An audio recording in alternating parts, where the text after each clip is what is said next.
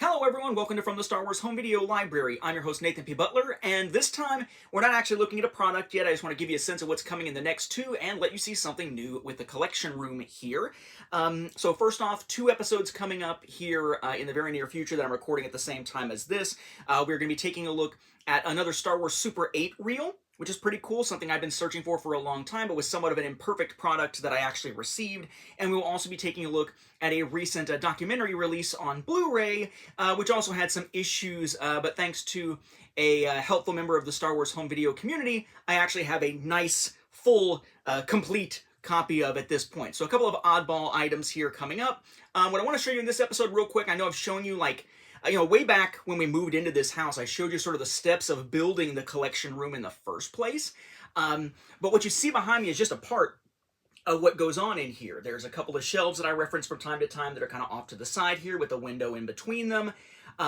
You may recall that this is kind of changed in the background. Now we still have some blankets over some stuff to keep things from falling into those items or from dripping into them. You know, if my son had had his cups or something in here when he was really little, those are still there, kind of protecting the tops of those items for whatever reason. I don't know if it's really necessary anymore.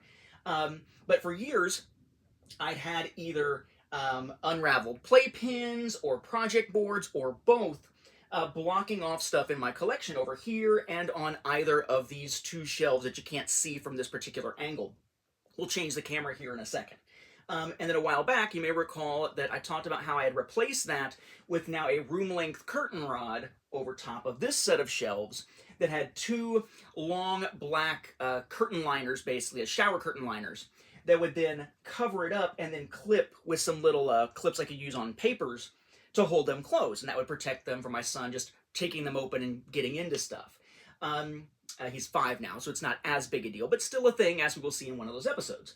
And then for the sides, though, I really hadn't done anything. They were still just project boards holding stuff up with some tubs up against them to block that, just because they weren't ever on camera, so there was really no point at that point in doing anything else. But I'd always been considering kind of taking this approach to those shelves, so I finally have done so. I have a new room-length curtain rod that I picked up, some new, those same black curtain, shower curtain liners. I don't know why I can't say shower curtain without having to stop and repeat it. And some clips and stuff to kind of hold them on. So now, basically, when I'm not recording, when I'm just kind of in here working on stuff, because this is my office as well, my work computer is actually right here next to me. You may have noticed every great once in a while in some older videos, some light changes on the side of my face on whether or not that computer is on or off. Finally, I can just sort of cover everything up and clear some space in here from the tubs and whatnot that have been blocking the shelves already, to give myself more room in here on the floor, more room for him to like move around and stuff, more room for me to like set up a gaming table, a small one, like a card table basically, and just kind of have a better control of the environment in here without him being able to get to stuff and potentially tear it up and that sort of thing. So I wanted to show you this real quickly for those who are curious, because I know a lot of folks who have followed this show for a long time were around when I was actually going through that process of developing the room and then showing the way that I had set up the curtain rod. So here's a quick look at the next evolution of this sort of a child protection measure. So if you'll pardon the mess, basically this is what is behind me when I record and has been behind me for a while.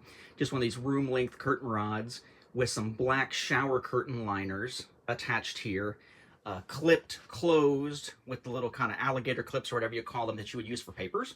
So I had that set up for a while to protect stuff, and on the side, as I get around here, I have some little hooks I put into the wall that let me use a clip to attach it, and that is also the same back here, but you can't see it back here. Oh, I guess you can sort of see it back there in the corner.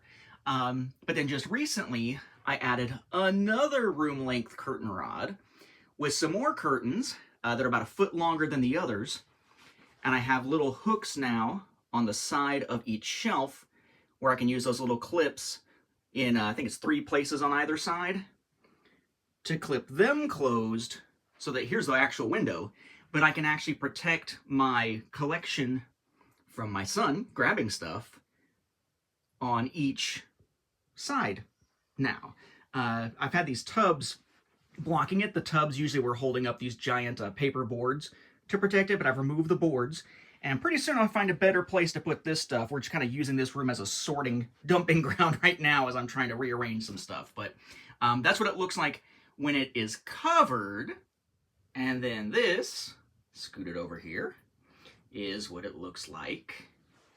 Again, scooted over there, along with the other one from the side here. This is what it looks like when it is not covered. So when I'm recording, you're basically seeing it from like here, which is essentially in front of this desk. You can tell when I'm about to record about here. But that's how I protect everything now. And I finally got around to getting another rod. And those rods are not supported otherwise. I mean, all they have on them is the curtains themselves. They're like tension rods. So, yeah, they've been working pretty well. I just needed to find ones that were long enough to actually go fully across this room length, and had to make sure that whatever liners I bought, I had the right height, because this one, as you'll notice, the old one is about a foot or so lower than the other one, to make sure they weren't, like clashing with each other or anything, but it has worked pretty well.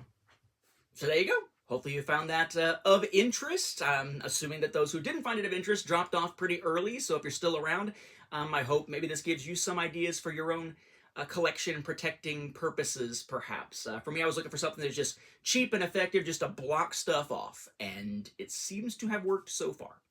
Thanks, and new episodes coming up. May the Force be with the home video viewers and those protecting their Star Wars home video library.